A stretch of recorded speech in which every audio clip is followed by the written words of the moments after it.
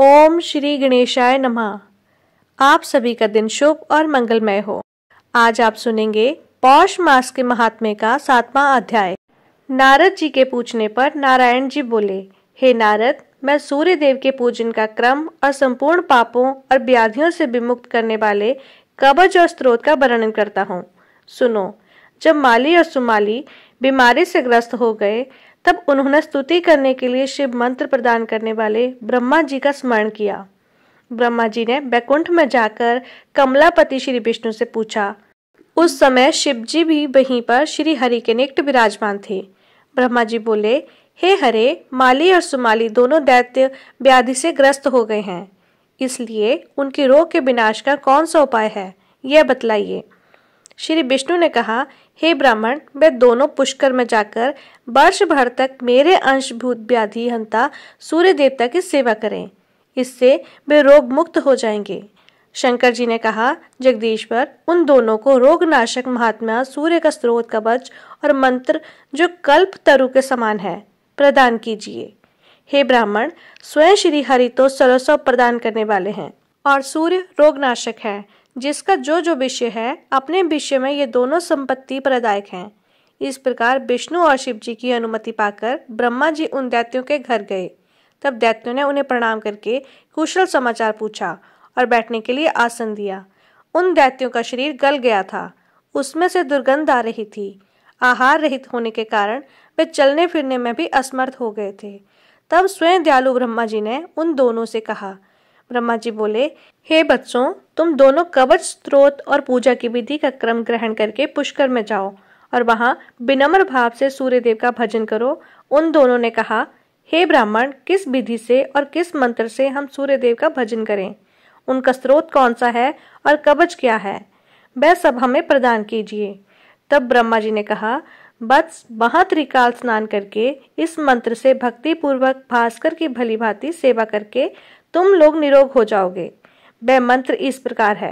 ओम हरीम नमो भगवते सूर्याय परमात्मने स्वाहा। इस मंत्र से सावधानतया सूर्य देव का पूजन करके उन्हें भक्ति पूर्वक 16 उपहार प्रदान करने चाहिए।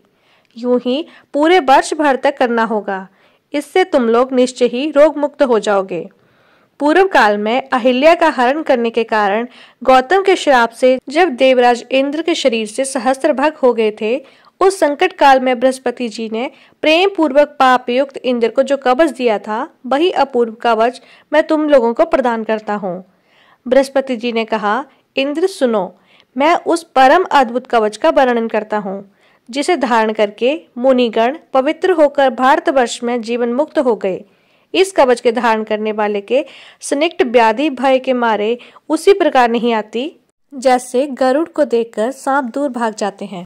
इसे अपने शिष्य को जो गुरु भक्त और शुद्ध हो बतलाना चाहिए, परंतु जो दूसरे के दुष्ट स्वभाव वाले शिष्य को देता है वह मृत्यु को प्राप्त हो जाता है।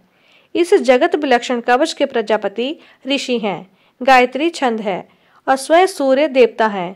व्याधि नाश और सौंदर्य के लिए इसका विनियोग किया जाता है।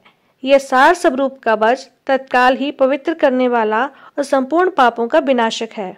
ह्रीं ओम क्लीं श्रंग श्री सूर्याय स्वाहा मेरे मस्तक की रक्षा करें। उपर्युक्त अष्टादशाक्षर मंत्र सदा मेरे कपालों को बचाए। ओम ह्रीं ह्रीं श्रंग श्री सूर्याय स्वाहा मेरी नासिका को सुरक्षित रखे। सूर्य मेरे नेत्रों की, विकर्तन मेरी पुतलियों की, भास्कर होठों की और दिनकर दांतों की रक्षा करे। प्रचंड मेरे गंडस्थल और मार्तन कानों की, मेहर स्कंद का पुष्प जंघों का सदा पालन करें। रवि मेरे वक्षस्थल की, स्वयं सूर्य देव मेरी नाभि की और सर्वदेव नमस्कृत्य कंगाल की सदा देखरेख करे। वृण हाथों को, प्रभाकर पैरों को और सामर्थ्यशाली विभाकर मेरे सारे शरीर को निरंतर सुरक्षित रखें। बस यह जगह विलक्षण नामक कवच अत्यंत मनोहर और त्रिलोकी में परम दुर्लभ है। इसे मैंने तुम्हें बतला दिया। पूर्व काल में पुलक्ष ने पुष्कर क्षेत्र में प्रसन्न होकर इसे मनु को दिया था, वही मैं तुम्हें दे रहा हूँ। इसे तुम जिस किसी को भी मत दे देना। इस कवच की कृपा से तुम्हारा रोग नष्ट हो जाएगा और तुम निरोग और श्री संपन्न हो जाओगे, इसमें संशय नहीं है। 1 लाख वर्ष तक हविष्य भोजन से मनुष्य को जो भी फल मिलता है वह फल निश्चय ही इस कवच के धारण से प्राप्त हो जाता है। इस कवच को जाने बिना जो मूर्ख सूर्य की भक्ति करता है, उसे 10 लाख जप करने पर भी मंत्र सिद्धि नहीं प्राप्त होती। ब्रह्मा जी ने कहा, वत्स, इस कवच को धारण करके सूर्य देव की स्तुति करने पर तुम लोग रोग मुक्त हो जाओगे, यह निश्चित है। वत्स, मैंने इस सत्वराज का वर्णन कर दिया। यह गोपनीय से भी परम गोपनीय है। जो नित्य तीनों काल इसका पाठ करता है वह समस्त व्याधियों से मुक्त हो जाता है।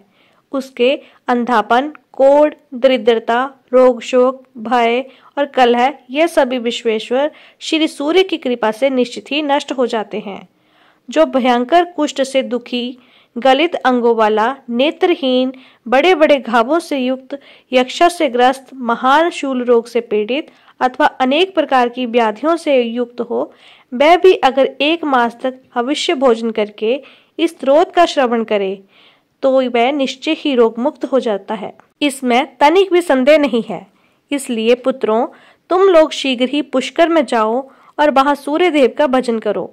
ऐसा कहकर ब्रह्मा जी अनंत पूर्वक अपने भवन को चले गए।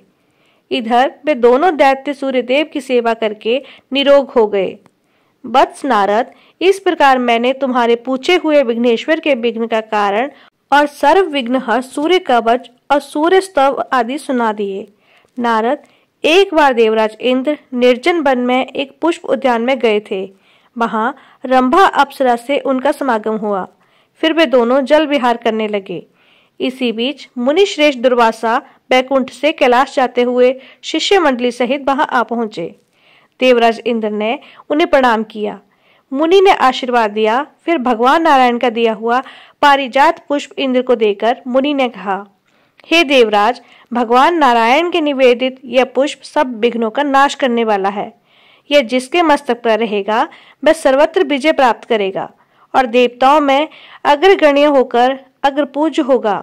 महालक्ष्मी छाया की तरह सदा उसके साथ रहेंगी। वह ज्ञान, तेज, बुद्धि, बल सभी बातों में सब देवताओं से श्रेष्ठ और भगवान श्री हरि के समान पराक्रमी होगा। परंतु जो पामर अहंकारवश भगवान श्री हरि के निवेदित इस पुष्प को मस्तक पर धारण नहीं करेगा, वह अपनी जाति बालों के सहित श्री भ्रष्ट हो जाएगा। ऐसा कहकर दुर्वासा जी शंकरालय को चले गए।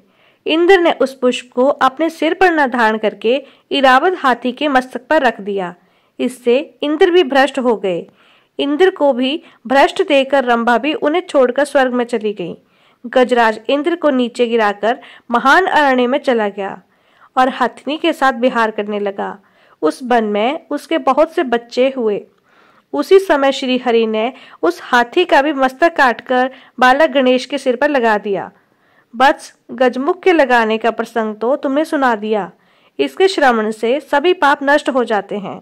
और क्या सुनना चाहते हो सो कहो। नारद जी ने पूछा, प्रभु, किस ब्रह्म श्राप के कारण वे सभी देवता श्री भ्रष्ट हो गए थे?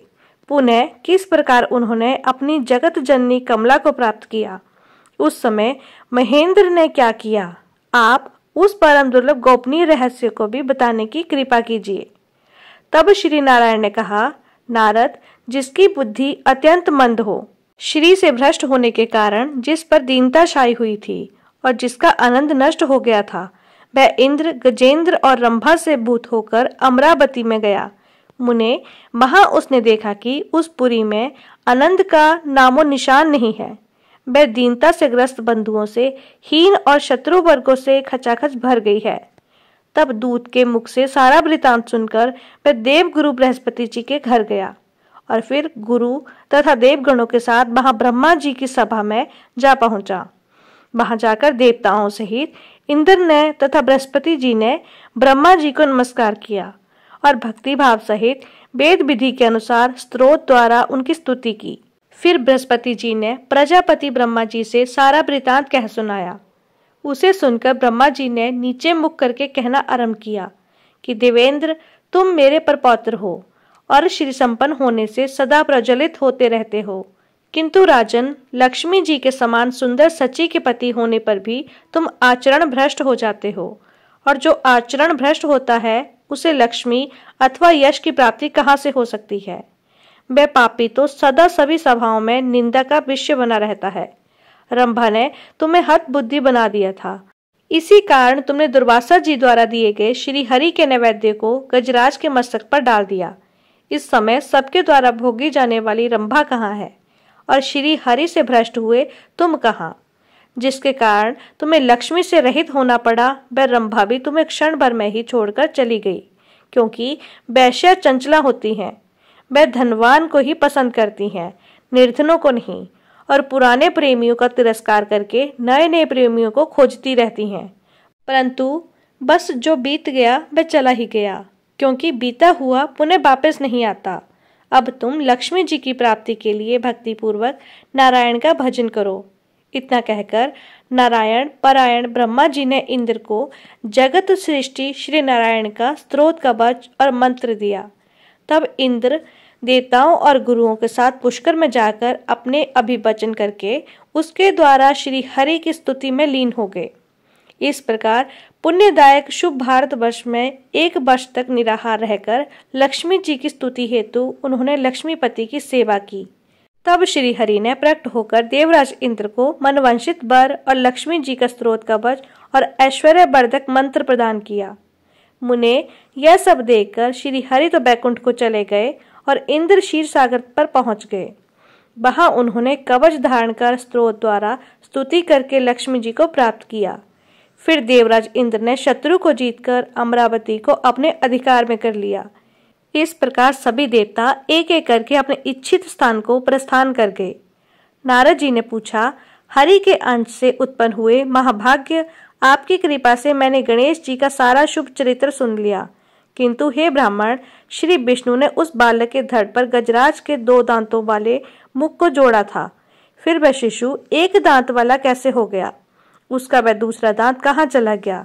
वह प्रसंग भी बताने की कृपा कीजिए, क्योंकि आप सर्वेश्वर, सर्वज्ञ, कृपालु और भक्त वत्सल हैं। तब श्री नारायण जी ने देवर्षि नारद को जो कुछ भी बताया उसका वृतांत आप अगले अध्याय में सुनेंगे। उम्मीद है आपको यह वीडियो पसंद आई होगी। वीडियो को लाइक करके चैनल को सब्सक्राइब करें और बेल आइकन को प्रेस करना ना भूलें। धन्यवाद।